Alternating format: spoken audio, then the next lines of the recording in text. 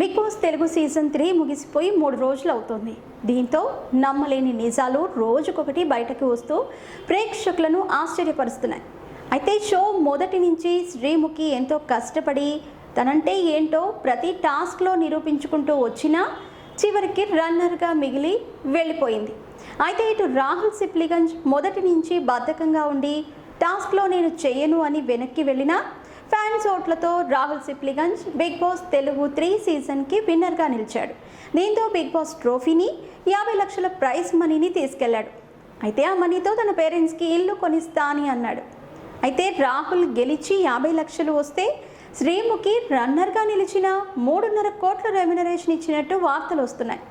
అయితే ఆమె ఫామ్లో ఉన్న యాంకర్ కావడంతో స్పాన్సర్లు, బిగ్ బాస్ నిర్వాహకులు ఆమెని బిగ్ బాస్ షోకి తీసుకురావడానికి రెమ్యునరేషన్గా 3.5 కోట్లు ఇచ్చినట్టు వార్తలు వస్తున్నాయి.